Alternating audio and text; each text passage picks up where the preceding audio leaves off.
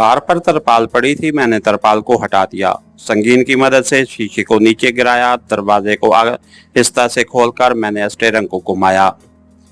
Steering lock नहीं था। मैंने झुककर सेल्फ के तारों को डायरेक्ट किया। इंजन से गड़गड़ाहट की आवाज निकली और वो स्टार्ट हो गया। खुदा जाने कोठी में उसका नौकर या मालिक वगैरह जागा था या नहीं। बहरहाल मैंने एक्सीलेटर दबाया और तेजी से गाड़ी को लेकर आगे निकल गया। ये गाड़ी उस वक्त कुदरत की तरफ से बेबहा अतिया थी। बस्ती की छोटी सड़क पर से हम तेजी से गुजर गए। आगे वही खंभों की रोशनियों वाली बड़ी सड़क आ गई। उस सड़क पर चढ़े बगैर कोई चारा न था। मैंने सड़क पर गाड़ी का रुख शहर से बाहर की तरफ मोड़ दिया। शहर की रोशनियां हमारे पीछे थी। सड़क तकरीबन खाली थी। कभी कभी कोई ट्रक क्रॉस कर जाता था। सुधा ने पूछा, रघु हम किधर जा रहे हैं? आगे कोई शहर हुआ तो हम पकड़े जाएंगे। मेरी आंखें सड़क के इर्द गिर्द के इलाके का जायजा ले रही थीं। अंधेरे में कहीं कहीं दरख्तों के ऊंचे ऊंचे झुंड नजर आ रहे थे। खुदा जाने इस तरफ कोई सड़क जाती थी या नहीं, और अगर जाती भी हो तो क्या मालूम आगे वो किसी दूसरी बस्ती में दाखिल हो जाए और हम पर कोई दूसरी मुसीबत आन पड़े। मैंने सुधा से कहा कि हम शहर से दूर किसी जंगल में जाकर छुप जाएंगे। मैं यहाँ से जंगल को जाने वाली सड़क देख रहा हूँ। सुधा रंगनी ने कहा, रघु प्यारे, मेरे माँ बाप के घर चलो। हमारे गांव को बड़ौदा से आगे एक खुरिया स्टेशन है, वहां से रास्ता जाता है। मैं सुधा रंगनी के माँ बाप के दरिया वाले गांव को भूल ही गया था। उसका गांव मेरे लिए कुछ देर के लिए अच्छी पनाहगाह साबित हो सकता था। मैं किसी जगह इत्मीनान से बैठकर अपनी खोई हुई तवानाई बहाल करना चाहता था ताकि अपने आप को डॉक्टर अफरीदी के मिशन के लिए तैयार कर सकूं। मैंने सुधा से पूछा, खुरिया स्टेशन से तुम्हारा गांव कितनी दूर है? उसने कुछ सोचकर बताया, रघु मैं कभी कभी गांव से बाहर जाया करती थी, मालूम नहीं, पर इतना मालूम है कि खुरिया स्टेशन से बैलगाड़ी जंगल में एक रात एक दिन चलती रहती है, फिर दरिया आ जाता है। इस दरिया के किनारे मेरे माता पिता और दूसरे मछेरों की चौपड़ी बस्ती है। मैं उतनी ही दूर जंगल में निकल जाना चाहता था। अब मेरी सारी तवज्जो खुरिया रेलवे स्टेशन के तरफ हो गई। सवाल ये था कि खुरिया रेलवे स्टेशन के बारे में किससे दरियाफ्त किया जाए। ये काम जरूरी भी बहुत था। हमारे लिबास इस कदर बुसीदा हो रहे थे कि लगता था कोयला की किसी कान से निकलकर आ रहे हों। मेरी खाकी वर्दी अब निस्वारी हो गई थी। उलिया भी चोरों जैसा था, दाढ़ी बड़ी हुई और बाल उलझे हुए थे। कपड़ों पर मट्टी लगी थी। कार सड़क पर भागी जा रही थी। टंकी में पेट्रोल भी बहुत था। अचानक बाईं जानिब रेलगाड़ी के इंजन की आवाज सुनाई दी। देखा तो दूर खेतों के पार रेलगाड़ी आगे को दौड़ी जा रही थी। अंधेरे में उसके डब्बों की रोशनियां बड़ी प्यारी लग रही थीं। इसका मतलब था कि आगे कोई रेलवे स्टेशन था। इंजन बार बार सीटी बजा रहा था। सुधा रंगनी रेलगाड़ी को देखने लगी, फिर गाड़ी दरख्तों के पीछे गायब हो गई। सुधा, आगे स्टेशन है, ये कौन सा स्टेशन होगा? मुझे नहीं मालूम रघु, उतर कर मालूम कर लेंगे। मैंने जल्दी से कहा, खबरदार तुम गाड़ी से मत उतरना, मैं खुद ही मालूम कर दूंगा। सुधा रंगनी ने पहली बार अपनी सहर अंगेज कैसरी आंखें मेरे चेहरे पर जमाते हुए कहा, मेरे रघु, तुमने अपना क्या हुलिया बना रखा है? तुमने बताया ही नहीं कि तुम जेल खाने में कैसे आ गए। तुम मुझे छोड़कर कहाँ चले गए थे? मैं तुमसे नाराज हूँ। मैंने कहा, तुम्हें क्या मालूम मुझ पर क्या बीती। पुलिस ने मुझे भी अहमदाबाद की जेल में डाल दिया। तुम्हारे इस सांप बेटे की वजह से मैंने भी बड़ी मुसीबत काटी है। सुधा रंगनी अपने सीने पर हाथ रख कर बोली, ये मेरा बेटा है, इसकी खातिर तो मैं अपनी जान भी दे सकती हूँ। फिर चमक कर कहने लगी, रघु, पुरुषों ने मेरे साथ जो सलूक किया है, मुझे उनसे नफरत हो गई है। मैं दुनिया के किसी पुरुष को जिंदा नहीं छोड़ूंगी। उसकी आंखों से किसी खूनखार दरिंदे की तरह चिंगारियां सी फूटने लगीं। मैंने कार को सड़क की साइड पर कर लिया। सामने से एक ट्रक तेज रोशनी डालता चला आ रहा था। ट्रक गुजरा तो आगे बाएं जानिब रेलवे के सिग्नल की सबज और सुर्ख बत्तियां नजर आईं। ये कोई मजाफाती रेलवे स्टेशन था। स्टेशन आ गया। सुधा, भगवान करे ये खुरिया स्टेशन हो। मैंने रेलवे स्टेशन से कुछ फासले पर कार रोकी। जिस गाड़ी को हमने रास्ते में देखा था वो प्लेटफार्म पर खड़ी थी। कुछ मुसाफिर स्टेशन के गेट की तरफ दौड़े जा रहे थे। सुधा को कार में बैठने की ताकीद करते हुए मैं निकलकर स्टेशन की तरफ गया। यहाँ एक फकीर को दरख्त के नीचे बैठे देखा। वो रात की इस आखिरी गाड़ी के मुसाफिरों से दान वसूल करने वहां बैठा था। मैंने करीब जाकर मुस्कुराने की कोशिश करते हुए कहा, तुम्हें भाई छे यो खुरिया स्टेशन छे। मुझे थोड़ी थोड़ी गुजराती जबान भी आ गई थी। फकीर ने मेरी तरफ देखे बगैर कहा, खुरिया नहीं छे। अब मैंने हिंदी जबान में पूछा कि खुरिया स्टेशन कितनी दूर है। उस फकीर की जबानी पता चला कि खुरिया रेलवे स्टेशन अगला स्टेशन है। मैं तेजी से वापस आकर गाड़ी में बैठ गया और इंजन स्टार्ट करके गाड़ी सड़क पर डाल दी। खुरिया स्टेशन आगे आएगा सुद्धा खुरिया का रेलवे स्टेशन वहां से 15 मील के फासले पर था। उसका इल्म मुझे सड़क पर लिखे एक संगमील से हुआ जिस पर मेरी गाड़ी की रोशनी पड़ी थी। मैंने कार की रफ्तार काफी तेज कर दी। दूर से खुरिया स्टेशन की सिग्नल की सुर्ख बत्तियां दिखाई दी। मैंने सुद्धा से कहा, इस वक्त यहाँ से कोई बैलगाड़ी भी मिल गई तो हम भाड़ा कहाँ से देंगे, हमारे पास तो कुछ भी नहीं है।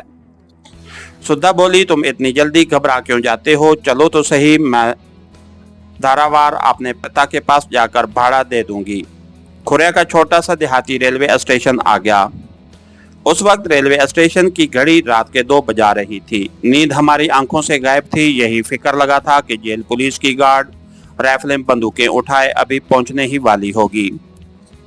मैंने कार एक तरफ खड़ी कर दी। चूंकि यहाँ रात को आखिरी ट्रेन रुकती थी इसलिए 2-1 बैलगाड़ी वाले जरूर मौजूद रहते थे।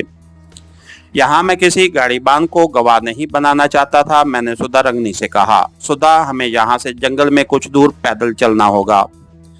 गाड़ीबान ने हमें देख लिया तो गवाह बन जाएंगे। गाड़ी भी यही होगी। पुलिस आई तो गाड़ीबान उसे बता देगा कि हमें धारावार गांव छोड़ा है। सुधा रंगनी भी सोच में पड़ गई। इस नुक्ते पर हमने गौर ही नहीं किया था। ये इस बात का सबूत था कि जेल की सऊबतें उठा उठाकर हमारी ज़हनी हालत कैसी हो गई थी। सुधा ने बताया कि वो जंगल के रास्ते से वाकिफ है। मैं गाड़ी निकालकर आगे ले गया। जब खुरिया स्टेशन जरा पीछे रह गया तो मैंने सुधा से पूछा, अब यहाँ से कौन सा रास्ता जंगल की तरफ जाता है। सुधा रंगनी ने अंधेरे में सड़क की दाईं जानिब यानी मगरिब की तरफ के दरख्तों को गौर से देखा, फिर उधर इशारा करके बोली, इन जंगलों के पीछे दरिया है जिसके किनारे धारावार के मछेरों का गांव है, वहीं मेरे माता पिता रहते हैं। मैंने पूछा, क्या आगे भी कहीं से कोई रास्ता इस जंगल को उतरता है। सुधा बोली, रास्ता तो जाता होगा रघु, पर न तो वहां तुम्हारी ये फटपटी नहीं जाएगी। ये तो जंगल के रास्ते हैं, हमें तो पैदल ही जाना होगा। मैं सोचने लगा कि अगर बैलगाड़ी पर यह रास्ता एक रात एक दिन में तय होता है तो पैदल तो जरूर 4 दिन लग जाएंगे। अलावा अजी ये जंगल थे भी बड़े खतरनाक, जंगली दरिंदों, किस्म किस्म के जहरीले हशरातुल अर्ज से भरे हुए। इसमें कोई शक नहीं कि हमने पहले भी कई जंगलों में सफ़र किया था, लेकिन इस सफ़र में यकीनन जान का खतरा था। हमारे पास हथियार के तौर पर सिर्फ एक संगीन ही थी, बाकी सुधा रंगनी का चहेता सांप बेटा था, जिसके बारे में ये खास बात थी कि उसकी बू पाकर दरिंदा उधर का रुख नहीं करता, मगर खुद इस सांप पर कोई हादसा गुजर सकता था। बहरहाल शहर की तरफ भी हमें मौत ही मौत दिखाई दे रही थी, इसलिए इस जंगल में दाखिल होना लाजमी था। आगे एक दरिया आ गया। मैंने सोचा कि पुल की दूसरी जानिब जाकर गाड़ी दरिया बुर्द कर देंगे और खुद जंगल में दाखिल हो जाएंगे। गाड़ी पुल पर से गुजरकर दूसरी तरफ आई तो मेरा दिल धक से रह गया। पुल की एक जानिब खंबे की रोशनी में नीचे एक पुलिस की गाड़ी खड़ी थी। 2 पुलिस वाले सड़क के बीच खड़े मुझे गाड़ी रोकने का इशारा कर रहे थे। सुधा रंगनी ने घबरा कर कहा, रघु, ये मुझे पकड़ लेंगे। मैंने गाड़ी की रफ्तार तेज कर दी। हमारी गिरफ्तारी यकीनी थी। गाड़ी को तेजी से घुमाया तो सिपाही एक तरफ हट गए। मैंने सारा हिसाब किताब कर दिया था कि मुझे कहां से गाड़ी किधर को घुमानी है और फिर उसे निकालकर किधर को ले जाना है, क्योंकि मैं एक सिपाही के हाथ में पिस्तौल देख चुका था। दोनों सिपाही अपनी गाड़ी की तरफ भागे। मैंने गाड़ी उनके पीछे डाल दी। रफ्तार 40 किलोमीटर से ऊपर थी।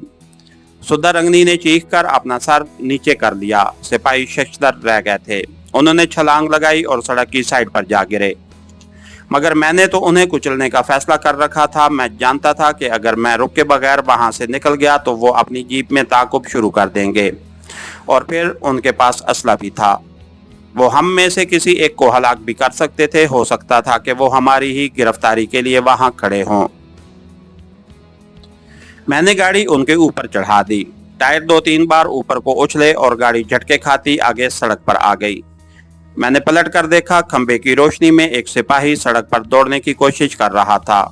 दूसरा सिपाही सड़क के किनारे बेहिस्सो हरकत पड़ा था।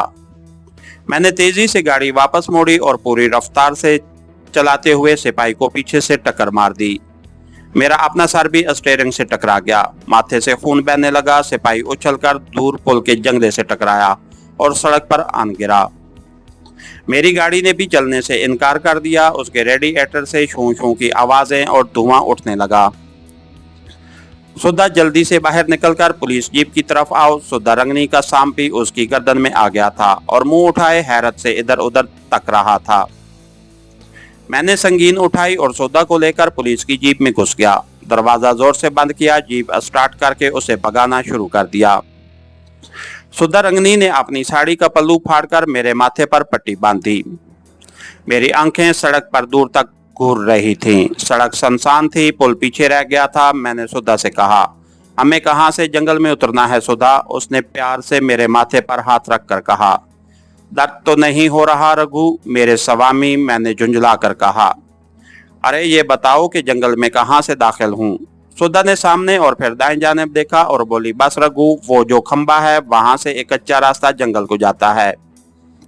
मैंने जीप को एक तरफ रोक दिया। अब उसकी तलाशी ली। उस जीप से हमें एक टार्च, 2 राइफलें, गोलियों का एक डब्बा और एक टिफिन कैरियर मिला। ये सारी चीजें हमने उठा ली। जीप को वहीं छोड़ा और सड़क से उतरकर रात के अंधेरे में कच्ची सड़क पर से दौड़कर जंगल में दाखिल हो गए। सुधा रंगनी इस जंगल से वाकिफ थी। वो अपने बाप के साथ इस जंगल में कई बार सफर कर चुकी थी। रात ढलने लगी थी मगर जंगल में घटाटोप अंधेरा था। गुजरात की पुलिस के खौफ से हम पिछले पैर के 4 बजे तक चलते रहे। आखिर थक कर एक जगह बैठ गए। दरख्तों की घुनी शाखों के ऊपर आसमान से पौ फट रही थी। सुधा रंगनी ने मेरे सर को हाथ लगा कर देखा। रघु, दर्द तो नहीं होता रे? उसने पट्टी उतार दी जो खून में तर बतर थी। हाय राम रघु, तेरे तो बड़ा खून बह रहा है रे। उसने साड़ी का एक और पल्लू फाड़ा और मेरे माथे का खून साफ करके पट्टी बांध दी। उसके कपड़ों से पहली बार मुझे नारियल की महक आई। मैंने टिफिन कैरियर को खोलकर गौर से देखा। उसमें पराठे, अचार और भाजी थी। एक लिफाफे में थोड़ा सा गुड़ भी था। सुधा रंगनी खुश होकर बोली, गुड़ मेरा बेटा खाएगा, उसे गुड़ बहुत पसंद है। मैंने हाथ जोड़कर कहा, सुधा, भगवान के लिए अपने इस नाग सपूत को मुझसे परे रखो। कई दिनों के बाद पराठा खाने को नसीब हुआ है, ये लो तुम भी खाओ। सुधा रंगनी तंग कर बोली, रघु खबरदार जो मेरे बच्चे को कुछ कहा। फिर उसने मुस्कुराते हुए अपने सांप के बच्चे को गर्दन में से उतारा और लिफाफे में से गुड़ निकालकर उसके मुंह में डालने लगी। साथ ही साथ वो खुद भी खा रही थी। थोड़ा था गुड़ सांप के मुंह में डालती और बाकी अपने मुंह में डाल देती। मैंने मुंह दूसरी तरफ कर दिया। ये कमबख्त औरत बहुत जल्द नागन बनने वाली थी। काश उसके साथ ये काले मुंह वाला सांप ना होता, फिर शायद मैं उससे मोहब्बत करने लगता। मोहब्बत अब भी मुझे उस केसरी रंग की आंखों वाली स्याफाम लड़की से हो गई थी, मगर मैं उसके करीब जाते हुए डरता था। मैंने पराठा उसकी तरफ बढ़ाया। अरे ये भी खाओ, तुम्हें भूख नहीं लगी क्या? क्यों नहीं, खाती हूँ, पहले अपने बच्चे को तो खिला लूं। वो मुस्कुराकर अपने सांप बेटे के मुंह में गुड़ डालती हुई बोली, खाना खाओ, अभी बड़ा लंबा सफर बाकी है। सुधा रंगनी पराठा खाने लगी। एक बात बताऊं सुधा, जेल में जो वार्डन तुम्हें उठाकर कोठरी में ले गए थे, उन्होंने, सुधा रंगनी ने तड़प कर सांप का मुंह मेरी तरफ कर दिया। रघु तुम बेगैरत हो, तुम मेरे पति देव नहीं हो, तुम मुझे पुलिस वालों के पास छोड़कर भाग गए। निवाला मेरे हाथ ही में रह गया। सांप अपनी लाल लाल आंखों से मुझे घूर रहा था। अरे वो पुलिस ने मुझे भी पकड़ लिया था। मैं कहाँ भागा था? मैंने झूठ बोला। सुधा ने सांप का मुंह पीछे कर लिया और तलखी से बोली, तुम झूठ कहते हो रघु, तुम मेरे स्वामी ना होते तो मैं तुम्हें जिंदा ना छोड़ती। फिर वो सर झुकाकर सिसकियां भरने लगी। मैंने नेवाला वहीं रख दिया और सुधा रंगनी को दिलासा देने लगा। उसने मेरा हाथ पीछे झटक दिया और गर्दन तान कर बोली, जेल के इन दोनों मर्दों ने मेरी हत्या की। उसने झपट कर राइफल उठाई और मेरी तरफ गर्दन घुमाकर कैसरी आंखों से तकने लगी। उसकी आंखों से शोले निकलते मालूम हो रहे थे। रघु मुझे राइफल चलाना सिखा दो, मैं दुनिया के तमाम मर्दों को हलाक कर देना चाहती हूँ। इसके साथ ही हमारी आज की एपिसोड का इख्तिताम हुआ। कहानीकार चैनल को लाइक कीजिए, सब्सक्राइब कीजिए और बेल आइकन को प्रेस कर दीजिए ताकि हर आने वाली नई वीडियो आप तक बर वक्त पहुंच सके। शुक्रिया।